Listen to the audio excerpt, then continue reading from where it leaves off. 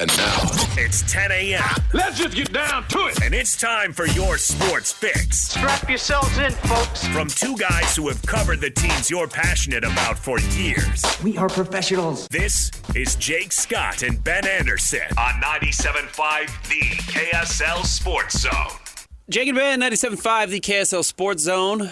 Ben Anderson, David James, filling in for Jake Scott. Hey, David. I'm making eyes at the camera. How often do you watch the camera? Jake. I'm not Jake. No. That's okay. I teased Ben and Jake coming up, and it's Ben and DJ here for a segment. You're here. All right. Appreciate you hanging out. No worries. What's going on? I'm doing well. How are you? Doing fine. Good weekend? Sure. Yeah, I had a good weekend. Do you have weekends? Not really. Yeah. I mean, I do because there's more sports on the weekend, but yeah. That's the opposite. It's not right? really. That doesn't mean you do have I've been weekends. working weekends forever, so yeah. We had a traffic person who used to, how was your weekend? I worked. I mean, I got so tired of her asking me how the weekend was. She didn't care, but she didn't have anything else to talk about. Yeah. And you think like the 19th time she asked me. But I guess you don't have to get up early. But you do anyways. No, I don't. I sleep more on the weekends, and it's awesome. It is awesome. What's sleeping in for DJ? When I was younger, I could sleep till 10, and now I can't really sleep past 8. Okay. And even that, sometimes I can't even get to 8. But sometimes. compared to what you do during the week. Yeah. No, it's hours better. It's multiple hours better. Okay. Yeah. I'm the king of naps, though, so whatever. Yeah. I'll be fine. Good napper. Yeah, absolutely. You like a long nap or a short nap? Like a power nap, or you several hours? There's actually research. I've actually seen the sheet. You should get one of these if you haven't. The sheet they give to players on the road that has the itinerary. It'll tell you, when the first bus leaves, when the second bus leaves, what time practice is, what time meals are, and all that kind of stuff. And it actually says on there, if you're taking a nap, this is the best time to take it. And you take, because what your brain does when you sleep, either 30 or 90 minutes is the most restful. They tell players, do not take a 60-minute nap. It's not refreshing. And I've found that the 30-minute nap is particularly useful. I agree. I prefer a shorter nap. I don't like the long nap. It's also why I try to nap in less comfortable places. Oh, really? I don't like to get into bed because I will keep sleeping. That's 90, yeah. Then I never want to get out of bed. I said I slept and Ron Boone once when I was just starting out doing this and I was trying to figure the whole thing out. And of course he had experience because he'd been an NBA player. And in the era when they flew commercial at 6 a.m. and you literally had to nap. And he's like, oh, you're not talking about a nap. You're talking about going to bed. Yeah. And he drew the distinction right away. I've never forgotten him saying that. It was so definitive. Well, Ron knows. Yeah. All right, let's talk a little bit about camp because you've been doing this a little longer. Summer camp, up in the mountains at the lake. Fall camp. Football camps. Yeah. And how college does it wrong and pros do it right? Say that again. College does it wrong and pros do it right. 100%. I totally believe that. Explain. With every fiber of my being. Okay, let's hear it. Colleges, the coaches are paranoid, always have been. Lately, with good reason. I totally get Bronco in the spring, not wanting to say a word, not even letting Scotty G in. No one. There'll be no one will know who's doing anything well. And I get that because there's no rules and there's no organization. But for a long time now, the colleges have closed everything up. Which, if you're trying to grow the game, doesn't make any sense. And you look at all these NFL camps with all these crazy traditions, these millionaires riding their bikes in Green Bay to practice, everybody's signing autographs, posing for selfies. The NFL, who needs less marketing than any league, does more marketing than any league. And then we all marvel at how every decade the NFL gets bigger. And we had Kevin Graham on earlier this morning. He says it doesn't matter who holds out or who gets arrested or who does something that's embarrassing or unethical or immoral or illegal or what. It doesn't matter. The NFL keeps booming. I'm like, well, look at the way they market themselves. Their coaches and their star players talk all the way through the offseason. They open their camps up. Thousands show up. I was stunned. I didn't know anything about this. I grew up in San Diego. The Chargers did camp in town. I never went. It never occurred. We had Major League Baseball going on. The NFL wasn't as big a deal then. Yeah. And it wasn't, and people went, and like they'd have 3,000, 4,000, 5,000 people at practice, Sure. but it wasn't my family, right? And we could have, because my dad was a school teacher, so we were off in the summer. But relatives in Reno, and my uncle, who's hardcore, Niner fan, grew up in Palo Alto when it was all farms. rural before it turned into the billion-dollar landscape it is now. And he's like, hey, what do you say we drive over to the Niner camp? And first off, he is a fun uncle. You never tell him no. Whatever it is, it's fun, right? We drove 2 hours through Donner Pass when they were practicing in this junior college in Rockland in the hills above Sacramento. And I couldn't believe when I showed up there, and there were like 8,000 people there. And they were practicing the outfield of the baseball diamond. And people packed, and players signed autographs, and they'd yell at them, and the players would wave back. It was like a carnival. And they get all the work done, and they play great football, and they win the Super Bowl. So, yeah, I think colleges are missing an opportunity. In an era when you have to raise more NIL than ever, why wouldn't you want more fans than ever? Do you know who Pedro Pascal is? That name sounds familiar, and I'm not placing it. Why? He's an actor right now. Okay. And the argument about Pedro Pascal, the narrative about him right now is he's overexposed. Oh. He's the star of the TV show Last of Us. He was in The Materialist. He's in the Fantastic Four. Right. Gotcha. Got all these things going on. I was in sports mode, and you hit me with Hollywood. You're fine. I'm going to bring it back around. The argument is he's overexposed. Mm-hmm. The difference is, with all due respect, everybody knows who he is. Mm-hmm. That's his job. Mm-hmm. He's an actor. Have everyone know who you are. You're a celebrity. What do you mean overexposed? What does that mean? And I think that applies to the NFL, too. We're all fighting for very, very limited resources, which we're seeing more and more. Advertising dollars are drying up. MLB can't get a TV deal with ESPN. NHL wants the TV deal with ESPN. And the NFL just says, yeah, we'll give you more. Yeah, we'll do the Hall of Fame game. Absolutely. And, of course, they've always done the Hall of Fame game. But to your point, yeah, practice is open. You want to do a Hard Knocks? Yeah, we'll mandate our teams have to do Hard Knocks. If you come calling, you say they want to do it, they have to do it. So, yes, I don't think the exposure is bad. So I agree with you to the point that this lack of exposure for fear of very little. Right. But I think that's where the NFL has centralized leadership that has a plan and can tell 32 teams you got to do it, whereas college, it's every individual fiefdom. Maybe the conference has a little power over a team, but largely the power resides with the coach. If the coach picks up and leaves, the program might fall apart. And that has been proven at powerhouses like Alabama, USC, and Ohio State. At Notre Dame and Georgia, the coach really matters. So if they want to close it, they close it. But I don't think it does them any favors in the long run. I think you're right. Now on the field. Yes. The more you have seen these, you've been doing this a little longer than I have. The more I see them, the less I see them. Because they're closed. I don't see them. Because of the nature of these, how college football works. And there's transfers or guys graduate and guys come in and there's quarterback battles. And honestly, the quality of player is pretty even. As you go in every year, why does it stay interesting? Because it stays interesting. Okay. It does stay interesting because how many you've been through a quarter? You've been through what? 40 quarterback battles now between the two schools. The people are interesting. The stories, as far as like, is there a quarterback battle? You know, is there anyone on the D-line who's a pass rusher? Is there anyone in the secondary who's a ball hawk? Who's the best new player? Because we've had so many players come and cannonball into the deep end of the pool. We didn't know who they were, and they just blow up. And the coaches, once they get to know you, they'll tell you. They will just tell you. Robbie Bosco on a recruiting signing day with a piece of paper.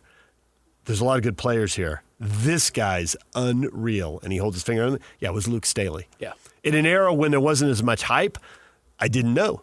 And I said, well, okay, Robbie didn't tell that to me. He did lie to me. And then all of a sudden you're like, wow. Yeah. I think the best part now, and we just experienced this at BYU, and you might get it at Utah, but the last question after 2 minutes with Evan Dampier, or in less than 2 minutes. Yeah. In the case I was told, I wasn't there when it happened, but I was told it was less than 2 minutes.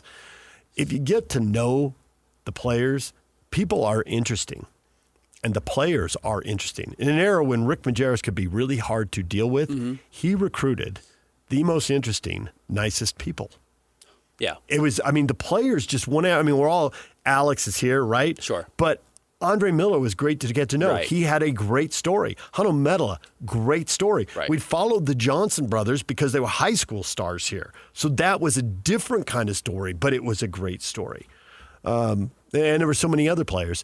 And just now, it's like, to go down there and to talk to Tiger Bachmeier about who transfers out of Stanford.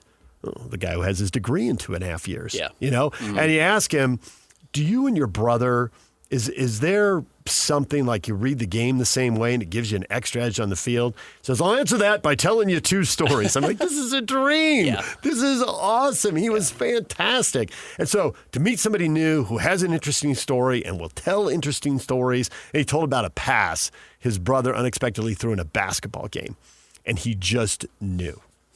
And it was unorthodox. He was going one way and he threw it the other, and it was circus play and all that. And he's like, yeah, I knew he was going to do it.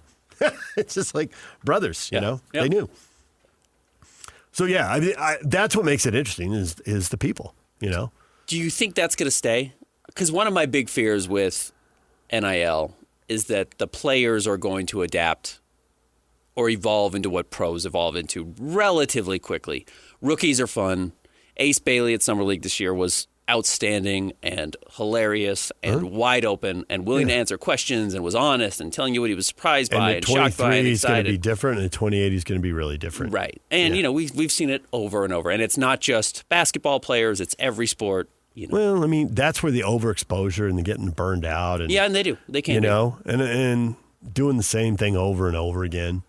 And that's where if you're present a lot, which you are, and you're younger than me and easier for an 18-year-old to relate to than me, although he probably looks at you and sees a really old person, right? Yeah, absolutely. I mean, he does. Of course.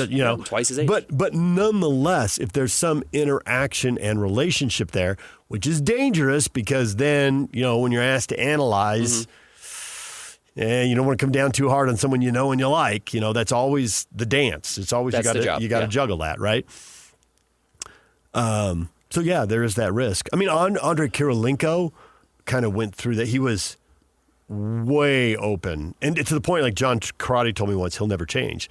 But he did. He got super moody late in his career. Yeah. Then did an interview with him when he came back, and he was, back to being wide open and high energy and, But also, Jerry Sloan said a long time ago, you never know what's going on in somebody's life. Yeah. And they interact with you one way, and you think it's because of you, but the truth is there's something else going on in their life. Back to college camp. Mm-hmm. The more you've seen these, do you feel like you're better predicting what's going to happen? No, less. I think college, but I just think it's the sport because the transfer portal, you don't know. And how kids are used in a place and whether their peers and their position coaches have confidence in them impacts how they play. And whether they play a system that fits them impacts how they play. And they're getting better year to year. So you just don't know. It's why Scott and Hans stopped doing the 60 and 60. Instead, they're doing like the nominees in the summer, and they're going to do the list at the end of the season because it just becomes impossible. It becomes impossible. And we're seeing coaches miss on players. Yeah. They don't know. They're trying to figure it out because they're scrimmaging less than ever. They're not doing two-a-days. There's less contact. And playing through contact is the essence of the sport. Yeah. But it's a contact that gets you hurt, and everybody's got depth issues. I do think that that's what keeps it exciting, is that you can have the same formula every time and a different outcome. Yeah. Which is 3 quarterbacks, 2 quarterbacks, 1 quarterback. You may think you have the quarterback, you don't have the right quarterback. You may think you have a returner, the guy who usurps him is more exciting. And that I think is what changes so much. Nobody won more than Cam Rising, and they didn't start him. Twice, right? They recruited over him a Brandon couple of times. Doman. We had him on, and so I went back, and the BYU Cougar website has the old stories captured there. Mm-hmm. And I read the game story. When he played his first game, he came in at halftime at CSU. They were down 38-0. And it was game 10, I think, in a 12-game season. There were 2 full games left. And they put him in, and they scored 3 times. Now, they had short fields, block punts, and stuff. And Lavelle afterwards is asked, because it was a 500 season, yeah, we had this problem, that problem, and I don't know what's wrong. What was wrong was that his starting quarterback wasn't playing because Lavelle had him on the sideline. Yeah. They put him in to start him. They won the last 2 games that year, including Lavelle's final game against the Utes in dramatic fashion, and they started 12-0 the next year. But Brandon Doman's best quality was his ability to make plays out of chaos and to make plays through contact. Yes. You get an arm on him. Some quarterbacks, you get an arm on him, you bring him down. Other quarterbacks, you get an arm on him, you're in real trouble. He's about to run for 20 yards, and that was Brandon. And you can't identify that, and you can't identify the running back. Now, I think we can identify the running back because he played at Washington State last year and he ran for 1,000 yards. Yeah. But if you're trying to figure out who's emerging, it's hard to know. It is. The gamer thing is real. Guys being gamers is real. Yeah. But it is amazing, again, as we talk about how different these stories are every time, how familiar that story is. Because if you had said, it came in at halftime, he lit him up, and they went 12-0 the next year, I mean, that could apply to Cam Rising. It's not exactly 12-0, but Brandon Doman, Alex Smith, right? We've seen that story so many times as well. So to your point, nobody knew Alex Smith was Alex Smith until Urban showed up and he was Alex Smith. And, I mean, you can go back in history and talk about, I mean, Witt he's a good coach. Urban Meyer's a great coach. Lavelle's a great coach. Like, these are all great coaches, and they don't know. Because it's impossible. It is. Because the people are interesting, they're fascinating, and especially at that age, they're developing and improving so quickly. I think that's what makes it exciting. I think that's what brings people back. And I think that's why, despite the fact that you can roll your eyes, the same conversation, the same storylines, Jake and I do it a lot when it comes to wide receivers at the University of Utah. Every year, there's a guy who's breaking out. Year after year after year, it doesn't happen. And it doesn't happen until it does. And then when it does, it's going to be a big story, and everyone's going to be excited about it, and it will reset the clock on us talking about who's going to be the guy that breaks out. Doesn't seem like it's going to happen under Kyle. I don't We'll think see if it's it'll happen under Morgan. I don't think it's going to happen this year. But I keep waiting. You know, it's like, why are there players at Mountain West schools excelling and going to the NFL? And now you can recruit out of the Mountain West into the Big 12. So go get one of the 5 best receivers in the Mountain West. Now, of course, you're not the only ones. Now everybody's trying to pull the best players out of the Mountain West. But Utah just got one of the best quarterbacks out of the Mountain West. And It that happens. was not a thing that Utah used to be able to do. Nope. Get quarterbacks of quality. You know, it was try and get one of the kids that went to the camps, and that was Travis Wilson, and the belief was Travis was going to be the guy. And even he didn't start day one his first year, right? He took a little while before he ended up taking over that starting job, and not sure he ever quite hit the highs that people hoped for. It happens. And that's why these are stories, because there are no guarantees. Anything you are feeling confident about? Anything you could guarantee? Well, I have heard Kyle Whittingham volunteer truth often enough, and it's his truth, right? But it turns out to be true on the field. His predictions, especially when they seem to come out of nowhere, seem to be really good. There are things that are enough of a break in the pattern, or he has broken the pattern frequently enough, creating a different pattern that you recognize he's saying something. Right. So when he got up at the Big 12 Media Days and Jake asked him, is this the best O-line in the country? I mean, you got 2 tackles projected as first-round draft picks. One of them's a top 10 pick and is either the first or second tackle off the board. Yeah. And you've got veterans at the O-line position. He says, I don't know because I haven't studied the rest of the country. But I know it's the best offensive line in my time at Utah. My ears immediately stood up. Immediately. So if I had to say anything, I would say Utah's offensive line is going to be really good. And if you have a really good offensive line, your quarterback and your running back, who are transfers we don't know much about, have a chance to be really good. That means your quarterback, who is an average thrower, is going to have a lot of time, and he wants to run, and he's going to have that opportunity. And a running back wants to run, and he is going to have that opportunity behind that O-line. I mean, the thing about great O-lines is, when does the running back first face contact?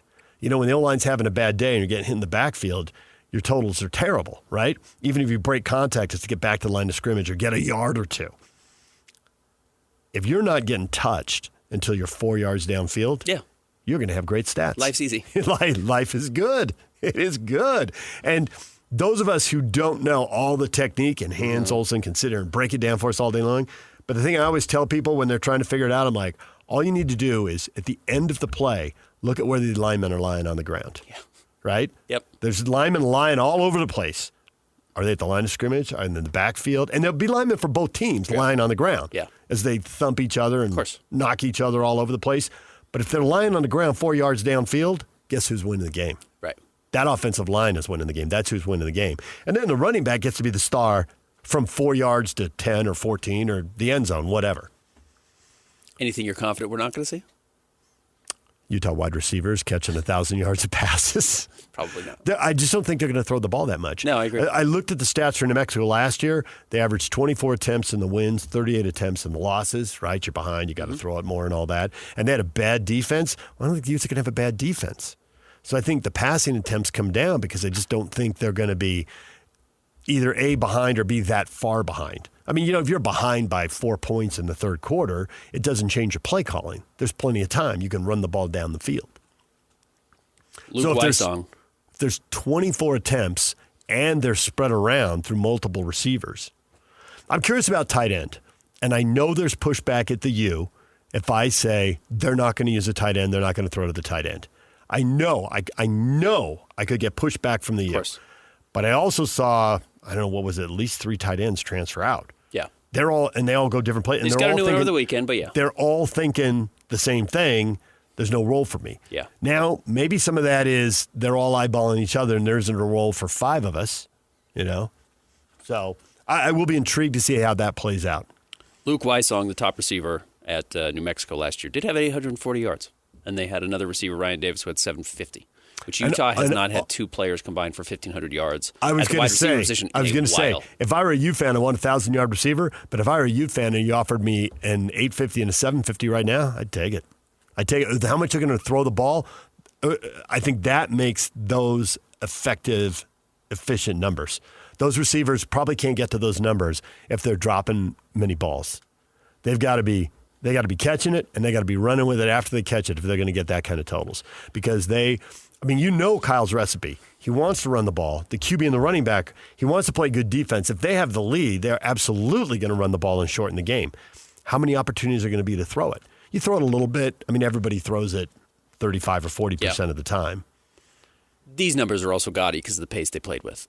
Because also, not only did they have 2 receivers that combined for 1,500 yards, Devin Dampier rushed for 1,100 yards, Phenomenal. And Eli Sanders, their running back, rushed for 1,000 yards, and they combined for 28 touchdowns. To me, the Dampier stat that's exciting, but to your point about camps, I don't know how this translates, but I'm really intrigued to see how it translates, is that for all these yardage stats we have in football, and they are telling, you get in the red zone and you can't score and you kick 3 instead of 7, it really changes. It changes the game and it leaves the door open for the other team. But when I see Dampier's rushing touchdown totals, I think they're not doing a bunch of chip shot field goals. He's going to find a way to run into the end zone. 19 touchdowns, that's a lot. Utah would love to have 1,500 yards combined between 2 wide receivers. They would kill to have 2,100 yards and 28 touchdowns from their quarterback and running back. And if they have that with that defense, they're going to be really good. And I think that's what Kyle Whittingham is thinking. And as we talk about formulas that work, that works. That's always worked. Can the smaller quarterback get hit that often in the Big 12, where players are bigger, stronger, faster? And do not underestimate the size difference between the Mountain West and the Big 12, or the Mountain West and the Pac-12 before it fell apart. I would watch all day long, right? And then at the end of the night, my Aztecs playing on the West Coast, usually in the late game, long after here the games would go till midnight, 12:30, whatever. So I get to watch, and the difference is noticeable. Now, having said that, even though the difference in size is noticeable, Scatterboot came from an even lower level in the Big Sky. Yeah. It doesn't mean that these players can't. It's a big jump, but it also is a jump that can be made and has been made multiple times. And you have to be able to hit him You have to be able to catch him. You do. And that is his skill. And quarterbacks have that chance to go down and avoid the big hit. And if you're good at get down, first down, touchdown, those 3 things, and not taking the big hit, you're good to go. Yeah, I don't know if I want to be talking about, if I'm a Utah fan, how tough Devin Dampier is. No. I want to talk about how savvy he is. Yeah, I don't want to know how tough he is. I don't want to test it. I want to say, hey, this guy knew in his pre-snap read that it was man. And he knew that if there was a chance to take off, this is the time to do it because everybody in coverage has their back turned to him, right? That's what I want. I want that kind of savvy. And from what we've heard, he's got that. DJ, thanks for hanging out. Anytime. David James, we'll be back. Top 3 stories coming up next, 97.5, the KSL Sports Zone. It's time to break down the biggest stories of the day. This is the top 3 stories of the day on KSLSports.com. 97.5, the KSL Sports Zone. Jake and Ben, 97.5, the KSL Sports Zone. Top 3 stories brought to you by J. Brooks Jewelers. J. Brooks, cherish your loved ones with J. Brooks Jewelers. Explore our expertly crafted engagement rings made from the finest materials. J. Brooks Jewelers, 2 locations up and down the Wasatch Front. Find them online at jbrooksjewelers.com. No Jake today. He'll be back with us before the end of the week. Big thanks to DJ hanging out for the first segment. Always exciting. Going to have a host of names coming in, including Sam Farnsworth coming in on Thursday for the first hour. I think PK's going to hang out on Wednesday. So going to be a fun week as we get ready for football to begin. Christian, where do we begin with our top 3 stories? Number 1, the preseason edition of the Coaches Poll comes out today. BYU cracking the top 25. According to USA Today, the top 25 teams are as follows. Texas comes in at number 1. Ohio State comes in at number 2. Penn State 3. Georgia 4. Notre Dame 5. Clemson 6. That seems like the one that jumps out to me as being surprisingly high, just because Dabo has not had that team clicking. I know they were in the playoff last year, right? But not quite clicking at the level that he had in previous years. Oregon comes in at number 7. Bama down at 8. LSU 9. Miami 10. Be curious about Miami. Curious to see how they can handle that. I've not always seen Mario Cristobal live up to those billings, though he certainly has the ability to bring in talent. And then we get to Arizona State at 11. That's the top Big 12 team on the AP Top 25. Illinois comes in at 12. South Carolina 13. Michigan 14. Ole Miss 15. SMU 16. Florida 17. Tennessee 18. Indiana 19. Kansas State, your next Big 12 team, coming in at number 20. And as you mentioned, BYU comes in at number 23. They are just behind Iowa State, who's at 21, and Texas Tech, who is at 24 when it comes to Big 12 teams. That would be a very good sign. If 5 Big 12 teams start in the top 25, including a team right near the top 10 at Arizona State at number 11. I don't have any faith that this is how it would finish, or that these are actually going to be the order of the teams by the end of the season, but Arizona State at 11, Kansas State at 20, Iowa State at 21, BYU at 23, and Texas Tech at 24 does set up the ability to have top 25 teams ranked against one another. And as silly as it is, and I do it too, when I'm flipping through random college football games and I see 2 ranked teams going up head-to-head, I'm far more likely to watch that than 2 unranked teams, even if the 2 ranked teams have a worse combined record than the unranked teams. I'm still prone to look at a silly little number put together by not even the coaches. I know it says it's the coaches. It's rarely the coaches. It's usually aides or somebody on the staff that puts it together. I'm more likely to see that. So having this many teams ranked early would be a very good sign for the Big 12. Yeah, that's huge. And then especially when you have all the discussions with the new college football playoff format and what they're trying to do there, the Big 12 needs as many eyeballs as they can get. And so this is a good sign. Others receiving votes: Oklahoma, Missouri, Louisville, USC, Utah would come in. What would that be? 26, 27, 28, 29, 30th for Utah. Baylor comes in right behind Utah at 31st. Anyone else from the Big 12 getting votes? Colorado and Kansas.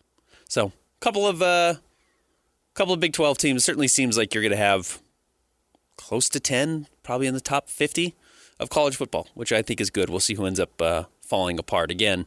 Remember, Utah was ranked in the top 25 last year and finished towards the bottom of the conference. So I think it's always possible. Same with Oklahoma State. Notable, no real faith in Oklahoma State here. Didn't even receive votes. I'll be curious what their bounce back looks like. There's seems to be just some trust naturally that Kyle Whittingham, with what he does well historically, will be able to turn this around at Utah. You bring in some big-time transfers, and they step in. The offense is fixed, and the defense is as good as the defense always is. And Utah should be back to threatening for double-digit wins. That is historically what we've seen from Gundy at Oklahoma State as well. So we'll see if he has the ability to turn it around. That's one of the spots I'm interested in watching this year with the Big 12. All right, what's number 2? Number 2, Ben, add GM to his resume. Damian Lillard is going to be the general manager for Weber State beginning this year. He had his alumni basketball game at Weber State over the weekend. Obviously, he did not play. He's still recovering from the Achilles injury. But it is amazing how quickly to just see these guys up and walking around. He's up and moving already, right? I didn't see him on the scooter. Everywhere you see Tyrese Halliburton, who did tear his Achilles 2 series later. Is it 3? It's 3 series later because Dame did it in the very first round, and Tyrese did it in the very last game of the season in Game 7 in the finals. But, Tyrese just got engaged, and you see him scootering around everywhere. Dame's already up on 2 feet. I don't know if GM means anything. I'm not trying. I think this is great. I really admire the way Dame has embraced his time at Weber State. Truthfully, as much as maybe any superstar at their college in the NBA right now. And maybe I'm sure we pay attention to it because it's close, and people who follow Davidson probably recognize how often you see Steph Curry there. But a lot of these guys, and what makes Dame so interesting, are one and done. They spent 6 months at their colleges and they really never return.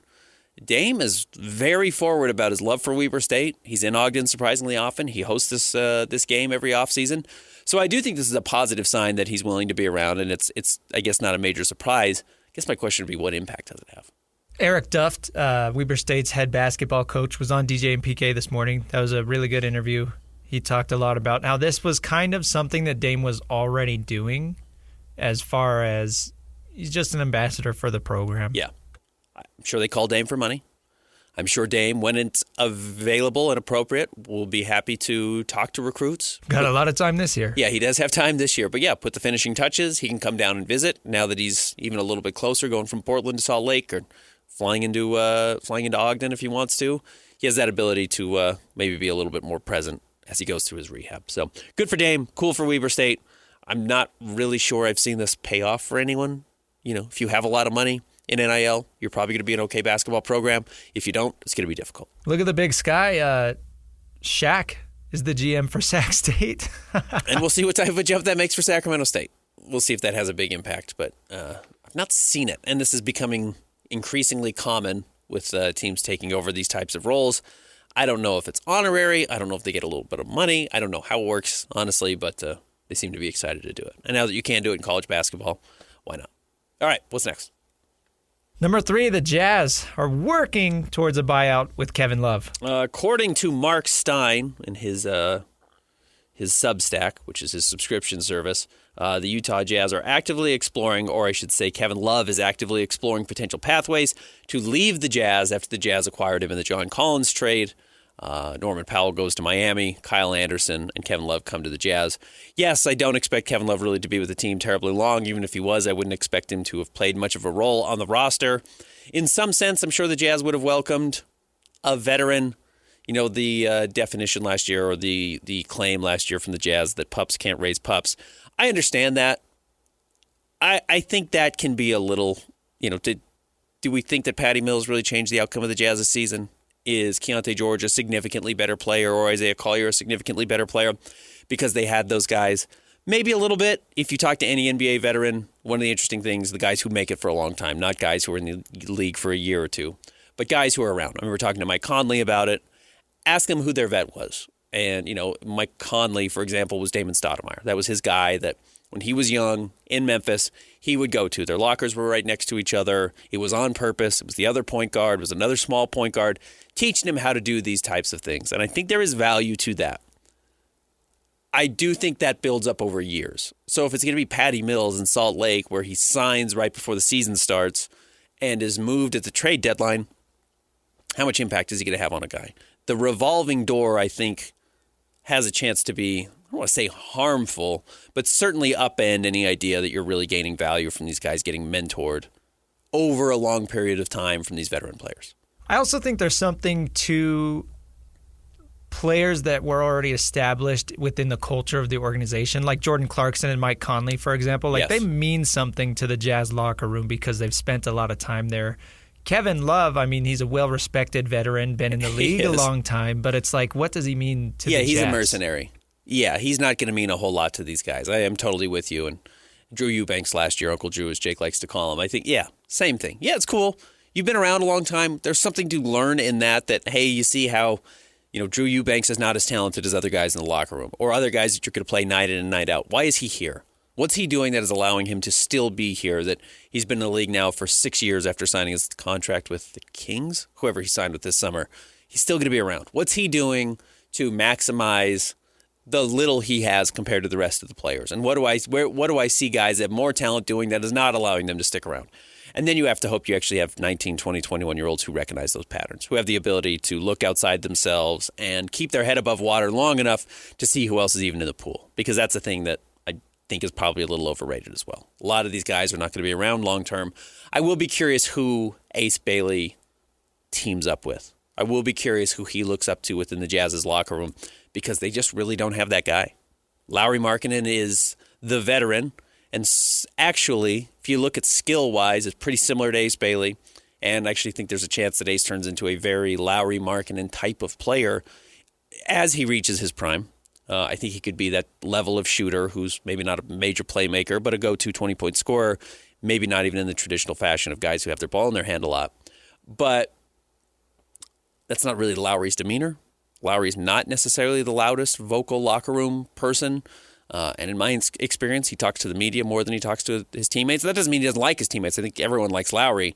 He's just very introverted. He's just pretty introverted. And the Jazz have tried to get him to not be introverted, and he's going to remain introverted. And he's 10 years older than Ace. Correct. So I'm not sure it's the most natural fit there as far as who the mentor is going to be. So I'll be curious who Ace ends up teaming up with. In this trade was Kyle Anderson. And Kyle Anderson is a guy who's going to bring some leadership to the Jazz, and I think somebody they're going to rely on for that, and somebody who Will Hardy has experience with. He was drafted by the Spurs when Will Hardy was there. So in a similar role to what we saw last year from Patty Mills, you'll see that from Kyle Anderson this year. We'll see how long he's around. Longer than Kevin Love. That's my expectation. All right, when we come back, we'll continue to look at camp. We'll look at the AP Top 25 some more, dig deep into who is expected to play well, and we'll let you hear some sound from BYU over the weekend. Stick around, Jake and Ben, 97.5, the KSL Sports Zone. Whether it's the Jazz, Utes, Cougars, or Aggies, these guys have got you covered. Time to eat, fellas. You're locked on to Jake Scott and Ben Anderson 1, 2, 3, move it. on 97.5, the KSL Sports Zone.